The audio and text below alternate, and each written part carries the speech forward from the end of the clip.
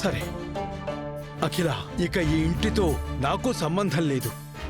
నేను నా మనవడితోటే వెళ్ళిపోతాను.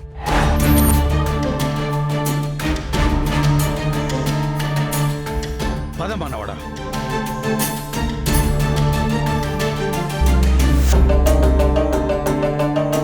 కృష్ణవేణి, ఇక్కడ మనం ఉండాల్సిన అవసరం లేదు. మీరిద్దరూ ఇన్నాళ్ళు ఈ ఇంట్లో ఉండి పనివాళ్లలాగా వీళ్లకు సేవలు చేసింది చాలు. ఇకనైనా ఆ ఇంటికి వెళ్ళి ఒక్కపూట తిన్నా గాని గౌరవంగా బ్రతికితే చాలు.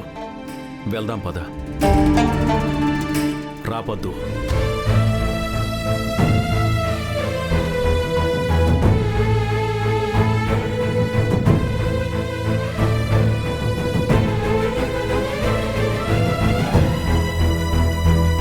మమ్మీ, నేను కూడా వెళ్తాను. ఈ మాట నీ మీద కోపంతో అనడం లేదు. నా మెట్టింటి మీద గౌరవంతో అంటున్నాను. ఇన్నాళ్ళు కోపంతో ఆ ఇంటికి వెళ్లకుండా ఉన్నాను. కానీ ఇప్పుడు ప్రేమతో నా అత్తారింటికి వెళ్ళాలని నిర్ణయించుకున్నాను. వెళ్ళొస్తాను మమ్మీ. ఆగు మ్యాగీ, నేను నీతో వస్తాను. అమ్మ ఎంత పాపం చేసిందో అంతే పాపం నేను చేశాను కదా.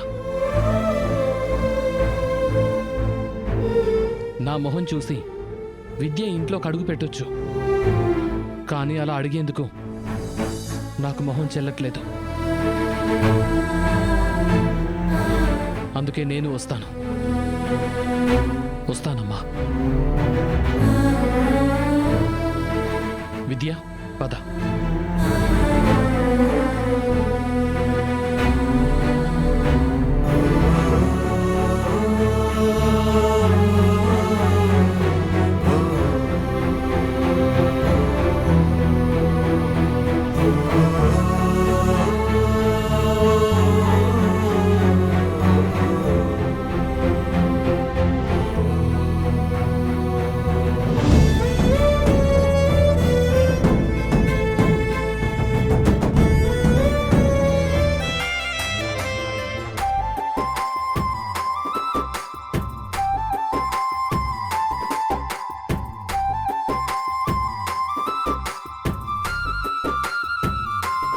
మనవడా, చాలా రోజుల తర్వాత, కాదు చాలా ఏళ్ల తర్వాత సంతోషాన్ని చూస్తున్నాను. నా వాళ్ళందరినీ సంతోషంగా చూస్తున్నాను. చెప్పాలంటే ఈ రోజు ఎప్పుడొస్తుందా, అసలు వస్తుందా రాదా అని ఎదురు చూశాను. వచ్చింది మనవడా, ఆ రోజు వచ్చింది. అది నీ వల్లే వచ్చింది.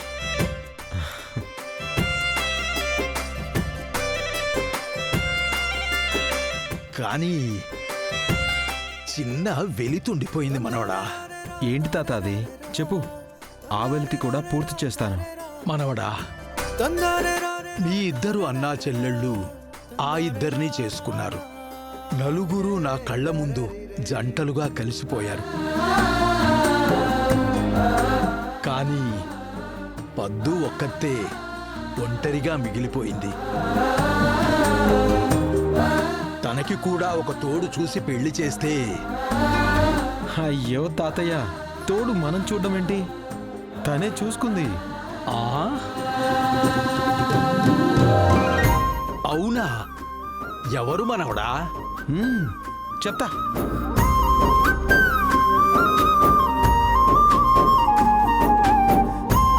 రా రిషి. తాత, ఇప్పుడు చెప్పు, ఎలా ఉందా జంట?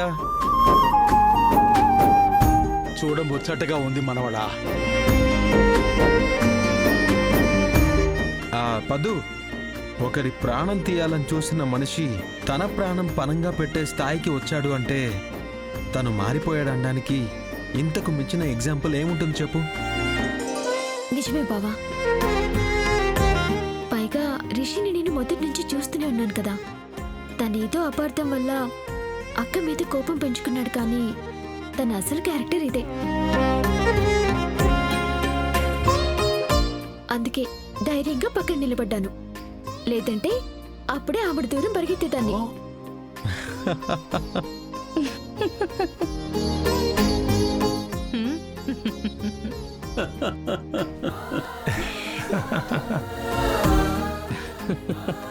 అమ్మా,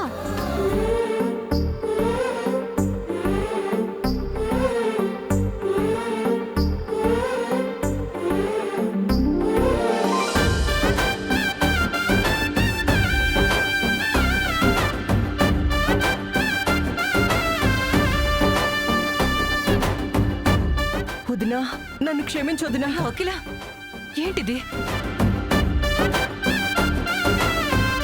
నన్ను క్షమించు వదినా, నన్ను క్షమించు. నువ్వు తప్పు చేయలేదని నువ్వు చెప్పినప్పుడు నమ్మలేదు, నా తండ్రి చెప్పినా నమ్మలేదు, నీ కొడుకు చెప్పినా నమ్మలేదు.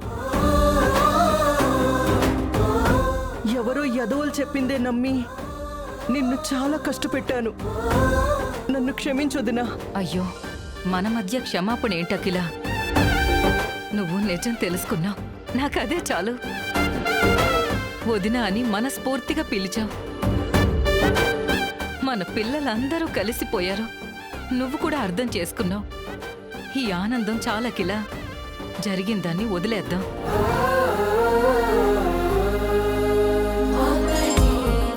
అవును శారదా, అచ్చం నువ్వు నీ భర్త భార్గవ్ నాయుడులాగే చెప్పావు.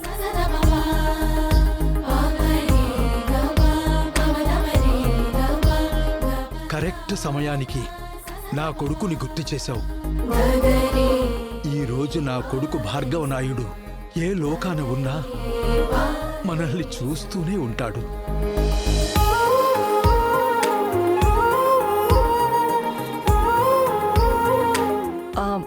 అల్లుడు. ఆ? అల్లుడా? ఏ నన్నే? అవునల్లుడు, నిన్నే. తాత విన్నావా? ఆలపాటి వారి నోటి నుంచి అల్లుడు అన్న పిలుపు మొట్టమొదటిసారి. ఇక నుంచి ప్రతిసారి ఇట్నే పిలుస్తాను. పదండి, అందరం మన ఇంటికి పోదాం. ఆ, ఏమనుకోకత, అందరం ఆ ఇంటికి పోవడం కాదు గాని నువ్వు కూడా ఇక్కడే ఉండిపో, సరిపోతుంది. అదేంటల్లుడు, నువ్వొచ్చుంటే బాగుంటాది, కానీ నేనొచ్చి ఈడుంటే ఎట్టుంటది చెప్పు? చూసేవాళ్ళు ఏమనుకుంటారు? ఇందులో అనుకోవడానికి ఏముందత్త? నేను ఆ ఇంటికి వచ్చి ఉన్నప్పుడు ఇల్లరికం అనుకున్నారు, నువ్వు ఈ ఇంటికి వచ్చి ఉండిపోతే అల్లుడిరికం అనుకుంటారు, అంతేగా?